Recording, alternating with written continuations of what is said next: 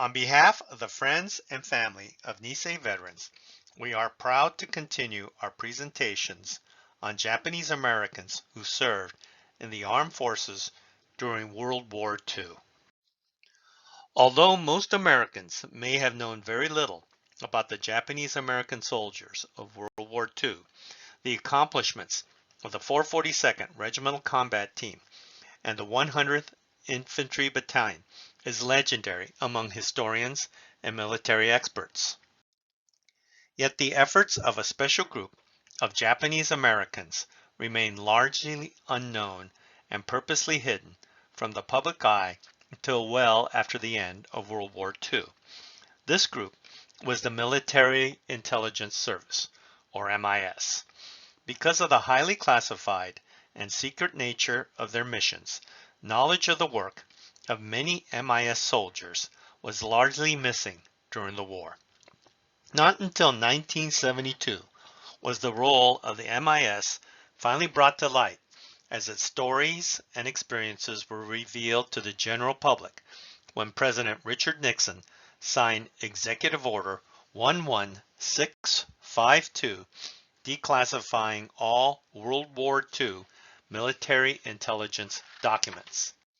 However, the importance of the work performed by the MIS was known to the President of the United States and to the General of the Army, with the most significant acknowledgement of the work of the MIS being expressed by Major General Charles Willoughby. The history of the MIS starts before the United States entry into World War II. In the spring of 1941, war against Japan seemed imminent. Military leaders realized early on the importance of having Army personnel skilled in the Japanese language as translators and interrogators. A group of officers with previous tours of duty in Japan recognized the complexity of the Japanese language and recognized the need for an intelligence unit able to comprehend not only the spoken Japanese language, but the intricacies of military terminology. The possibility of using Japanese Americans with language skills was suggested as the number of Caucasian personnel qualified in Japanese was almost non-existent, and there was little time to train additional Caucasian personnel. This view was shared by Japanese military leaders, who firmly believed that its language was too complex for any foreigner to comprehend. Its leaders therefore thought that their battle plans were perfectly safe from opponents and did not need a special code to remain secret. Japan neglected to consider that some Japanese Americans had learned the language or had been educated in Japan. The MIS included second-generation Japanese Americans, or Nisei, who were specifically recruited for their linguistic ability. Although subject to distrust throughout the war, the MIS Nisei were eventually recognized as invaluable to every group in the Pacific. Their jobs were often dangerous and made more difficult by their ambivalent position within the armed forces. Like other Americans of Japanese descent, the MIS Nisei were the objects of suspicion and fear. Like other Nisei soldiers, they had to work doubly hard to prove their loyalty as Americans. But perhaps even more so than any other Nisei soldier, the MIS linguist occupied a contradictory space within the war. Within the MIS organization itself, the Nisei were responsible for highly classified information, yet they themselves were constantly subjected to intense scrutiny. They were almost always accompanied or led by a Caucasian officer. In all, 6,000 men served in the MIS. Trained as interrogators, interpreters, translators, radio announcers, and propaganda writers, the MIS Nisei came to be considered the eyes and ears of American and Allied forces in the war against Japan.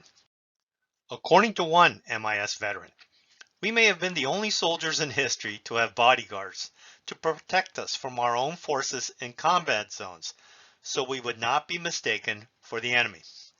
More than one MIS soldier became a casualty from friendly fire, and many MIS personnel had to ensure that Caucasian soldiers who could vouch for their loyalty accompanied them into battle.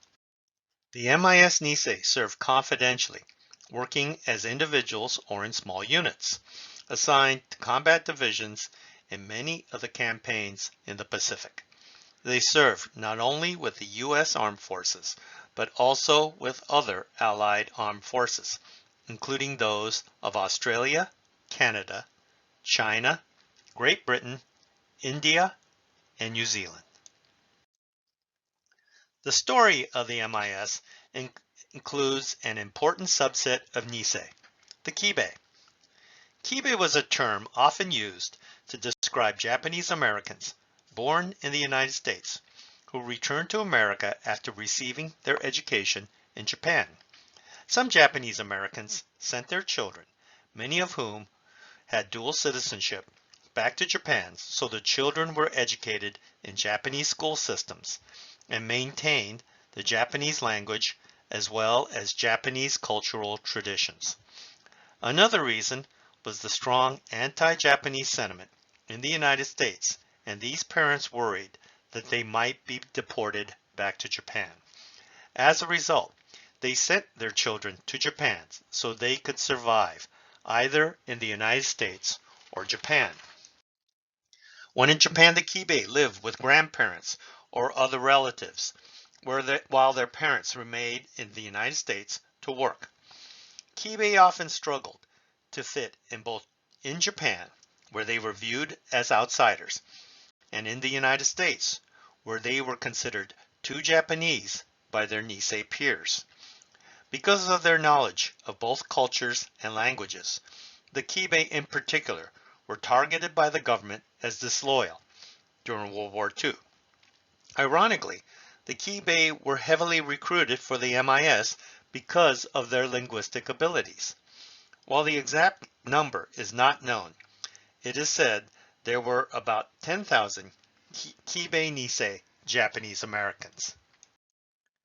Besides the constant danger of friendly fire, the Kibe were well aware that Japanese imperial forces considered them to be Japanese nationals, and capture meant certain execution as traitors. These identities doubled the dangers they faced in battle from both Japanese and American soldiers, both of whom perceived them as the enemy. The Kibe who operated in the Pacific were confronted by the very real possibility of encountering and fighting against friends, acquaintances, and family members. Many of them had close personal ties to Japan since they had been educated in Japan.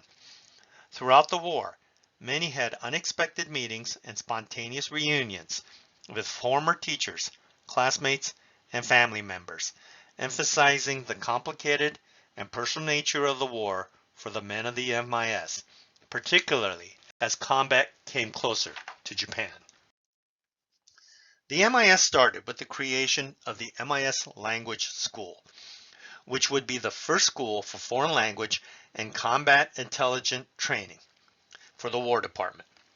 The MIS Language School began at the Presidio in San Francisco in November of 1941, about a month before the Japanese bombed Pearl Harbor.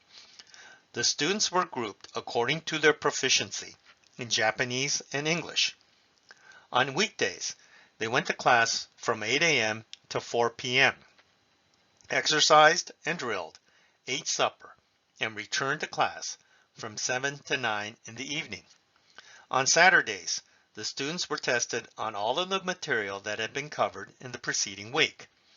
After lights out on Fridays, it was hard to find an empty stall in the latrine, as the more conscientious students stayed up late to study. For the officers in charge of the school and their Nisei students, the outbreak of war prompted their studies to intensify to prove their loyalty.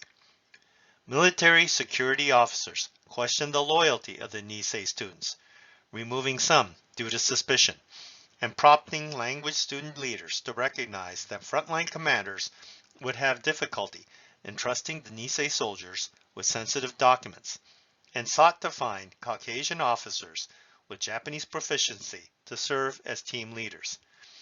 2 men graduated with the first class, Captain David Swift and Captain John Burden, both born in Japan as the sons of missionaries, and even spoke the Tokyo dialect better than some of the Nisei students. Of the first class of 60 students who began their training at the Presidio, 45 graduated in May of 1942. In the weeks prior to graduation, most, if not all, of the graduating Nisei families were hurriedly preparing for relocation to internment camps, selling their personal belongings and settling their business matters, which would take place a few days after the small graduation ceremony. At its peak in 1946, the MIS Language School had 160 instructors and 3,000 students studying in more than 125 classrooms. The 21st and final commencement in June 1946 featured the graduation of 307 students, bringing the total number of MIS Language School graduates to more than 6,000. After starting at the Presidio in San Francisco, the MIS Language School was moved to Camp Savage, Minnesota in June 1942, offering larger facilities without the complications of training Japanese American students in the coastal areas they were prohibited from. In August 1944, the language school outgrew Camp Savage and moved to Fort Snelling, Minnesota. In 1946, the school moved to the Presidio in Monterey and eventually became the Defense Language Institute, which expanded rapidly in 1947-1948 during the Cold War. Instructors, including native speakers of more than 30 languages and dialects, were recruited from all over the world. Russian became the largest language program, followed by Chinese, Korean, and German. As the first language school class completed its training in May of 1942, its students were immediately sent to the front lines. At first, commanders were skeptical of the Nisei linguists. The first unit of MIS Nisei were deployed under the command of Captain John Burden. Upon arrival, Burden and his Nisei predictably found themselves assigned to menial tasks, translating non-sensitive personal letters far from the front due to the lack of trust. However, naval commanders found that the Caucasian interpreters only had a rudimentary understanding of Japanese and could only decipher the names of its prisoners. Burden convinced naval commanders to give the Nisei linguists a chance. The Nisei linguists worked hard to prove themselves. Nisei in New Caledonia worked around the clock to translate a captured list of call signs and code names of all Imperial Japanese Navy ships and air bases. Captain Burden and the Nisei pushed to get closer to the action, and some wound up on Guadalcanal, where they made a big discovery: the Joint Operational Plan for Japanese Forces in the South Pacific. Burden demonstrated the wealth of information that could be provided by a fully fluent linguist and vouched for the Japanese soldiers in his command to meet the demand. His presence proved to be instrumental in opening the eyes of the American field commanders to the value of the Nisei linguists. MIS Nisei would be present at every major battle against Japanese forces in the Pacific, and those who served in combat faced extremely dangerous and difficult conditions, facing prejudice from soldiers who believed they couldn't be trusted, sometimes coming under friendly fire from U.S. soldiers unable to distinguish them from the Japanese, and even dealing with a psychological conflict of encountering former friends and family on the battlefield. In the Solomons and in New Guinea, MIS Nisei linguists learned that humane treatment and sympathetic interrogation of Japanese prisoners yielded far more information than harsh interrogation, that scanning documents quickly produced better and more timely tactical information than translating each document word for word. Nisei intelligence specialists at General Douglas MacArthur's headquarters in Australia translated a prize that had been found in a Japanese lifeboat following the Battle of the Bismarck Sea. A comprehensive roster of all of the Imperial Japanese Army's officers.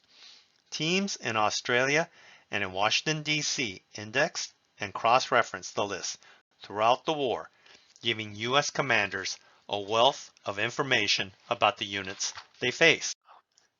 MIS Nisei linguists in MacArthur's command also translated Japan's Z Plan for defending the Marianas and the Philippines. The Z Plan had fallen into American hands after a fatal plane crash.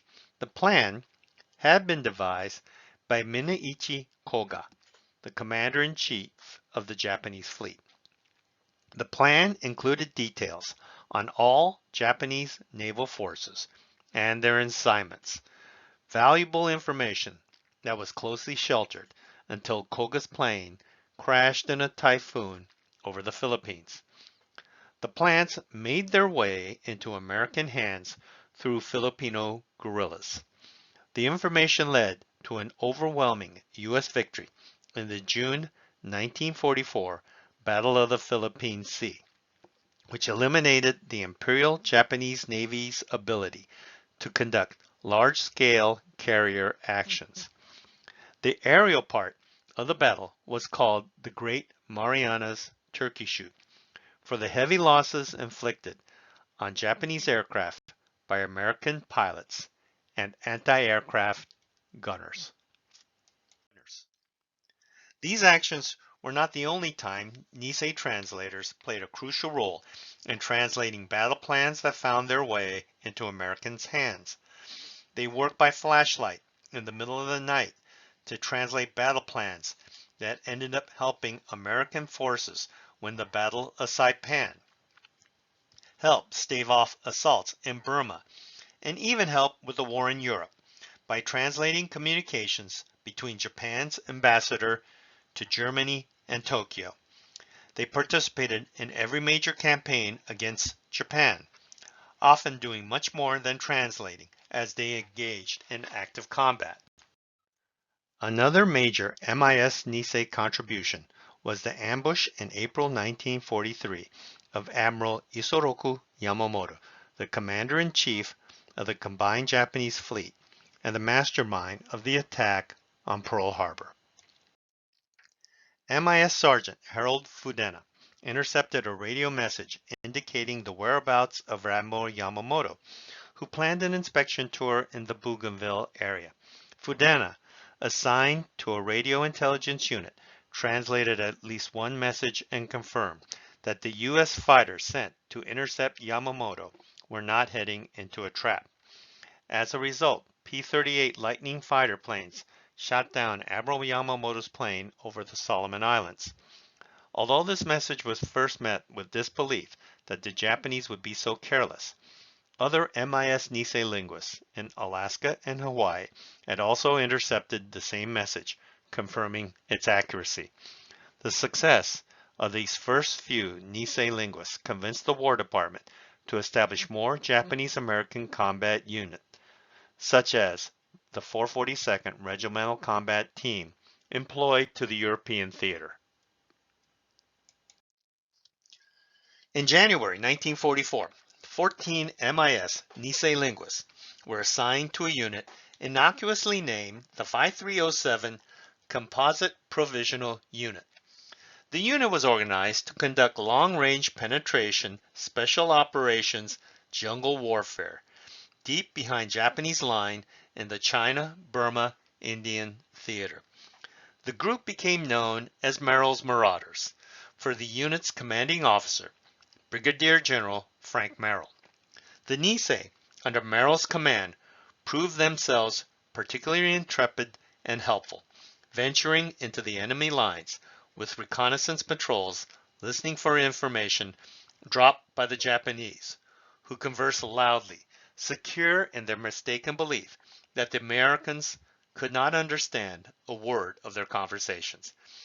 The Nisei would translate audible commands to counterattacks and shout conflicting commands to the Japanese, throwing them into confusion.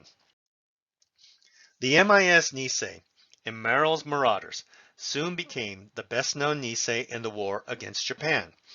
The War Relocation Authority used their story to impress other Americans with Nisei valor and loyalty, even placing stories in local newspapers as the war waned in 1945, and the War Relocation Authority prepared to release Japanese American citizens back into their communities.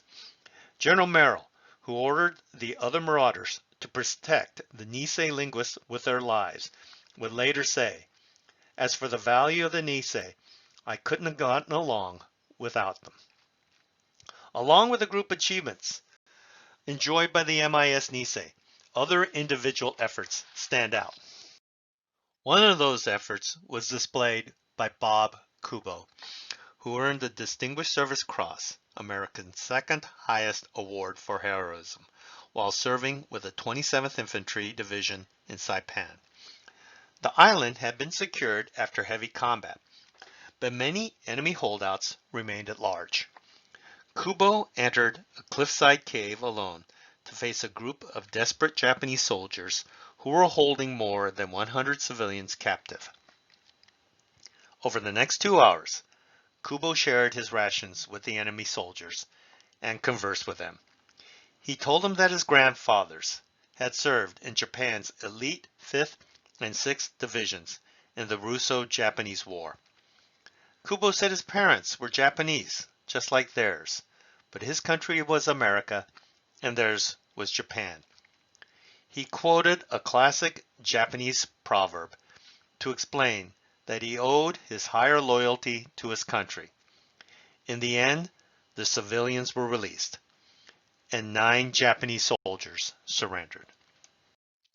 Another story worth mentioning is the story of Sergeant Frank Hachiya. In December 1944, the Oregon native was tasked with interrogating a prisoner captured during the Battle of Leyte. On his way back to his headquarters to report the intelligence gained, Hachiya was shot in the abdomen and crawled, bleeding and in agony, through the grass and scrub back to his lines to make his report.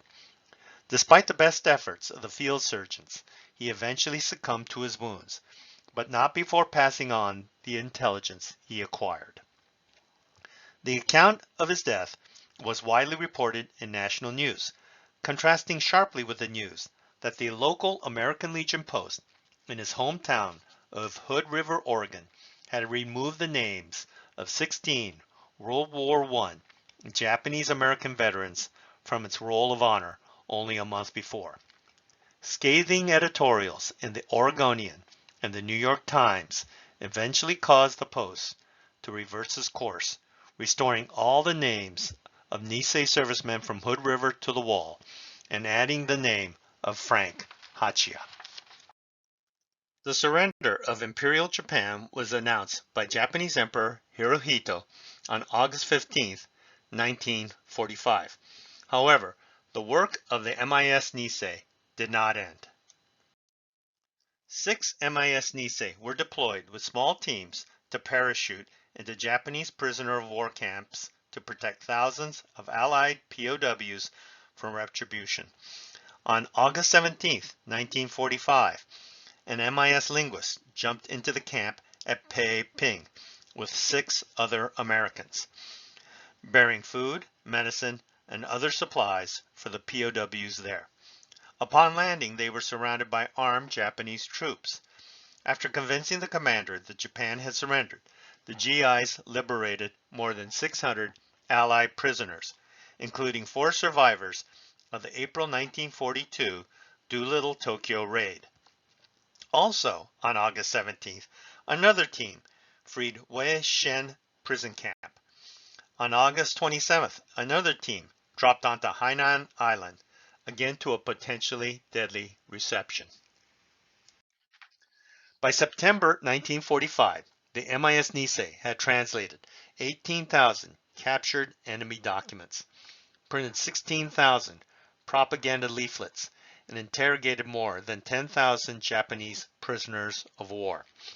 These men faced some of the most dangerous situations during the war, often being placed on the front lines of battle against the Japanese, while simultaneously trying to avoid friendly fire from American soldiers who could not distinguish them from enemy Japanese.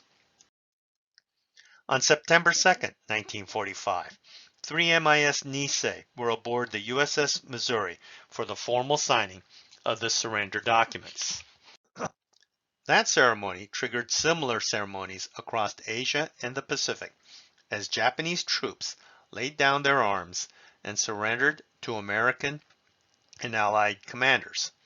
Many of the isolated Japanese garrisons had to be convinced to surrender. MIS Nisei did much of the convincing.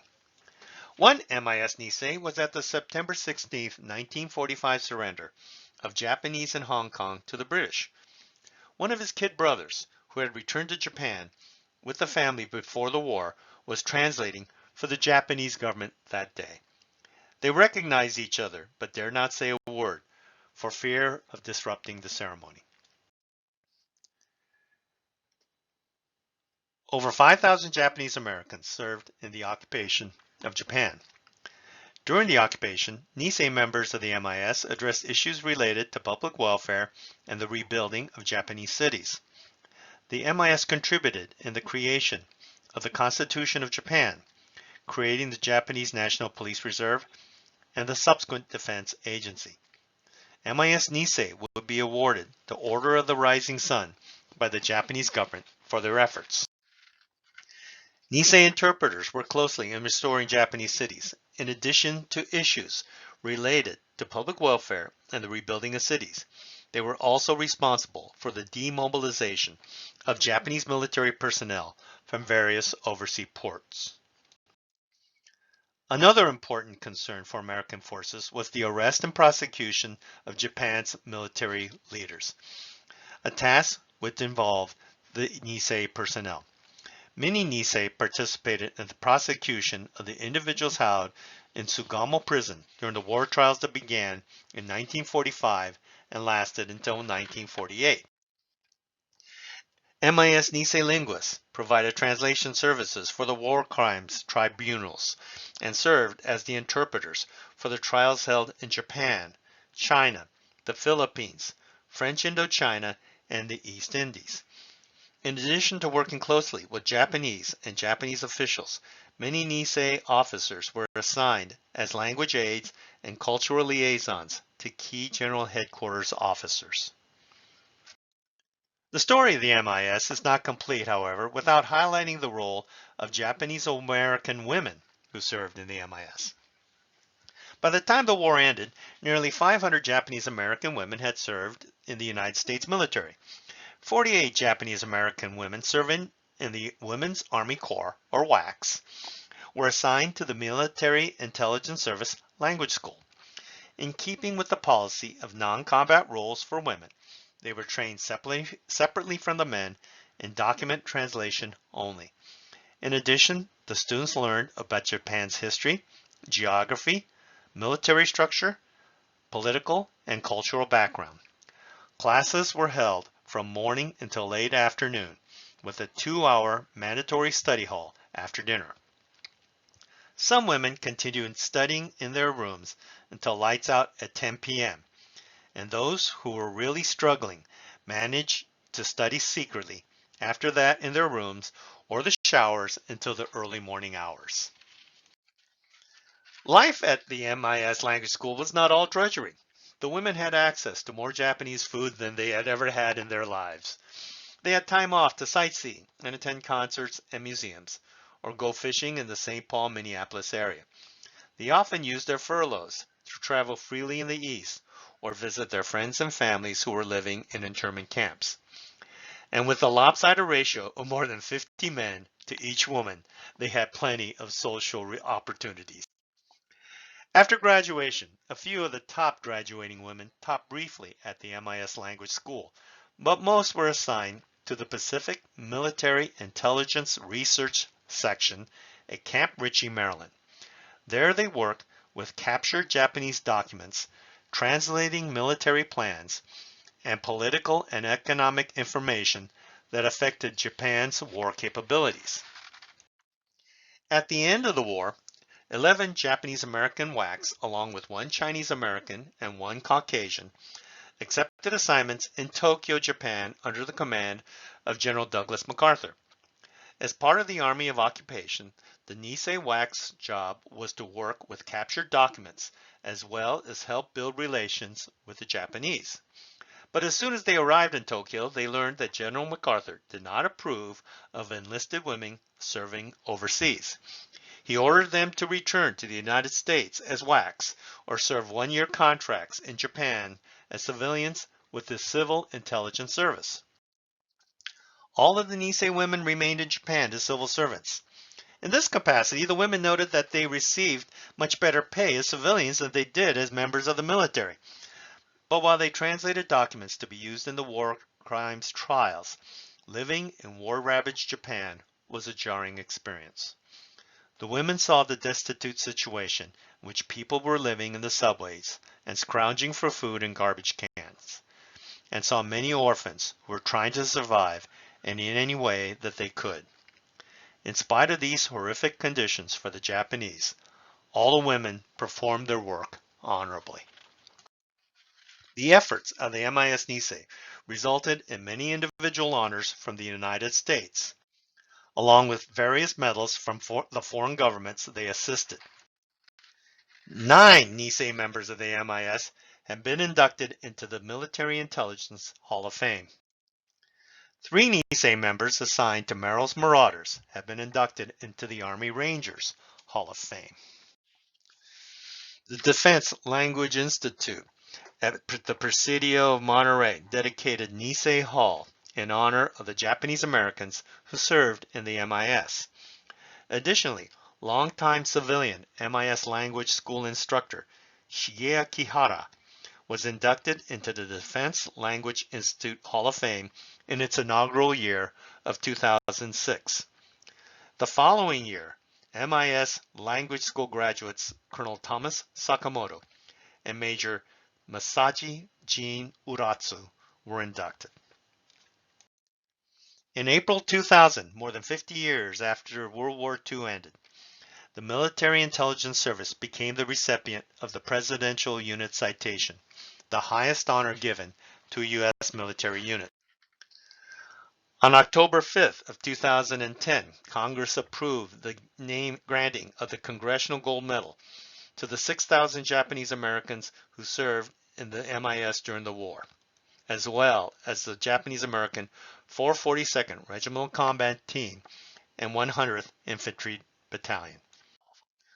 Also noteworthy is that one MIS Nisei, Arthur Ishimoto, attained the highest rank of any Nisei World War II veteran, rising to Air Force Major General and head of the Hawaii National Guard. And George Ariyoshi, an MIS Nisei who was drafted near the war's end and served in the occupation of Japan, will become America's first Asian governor and Hawaii's longest-serving governor, serving from 1974 to 1986. If you wish to learn more about the MIS, the 442nd Regimental Combat Team, and the Japanese-American experience during World War II, please visit our exhibit on the USS Hornet Museum, located at Pier 3 in Alameda, California. And visit our website at ffmv.org. Thank you very much.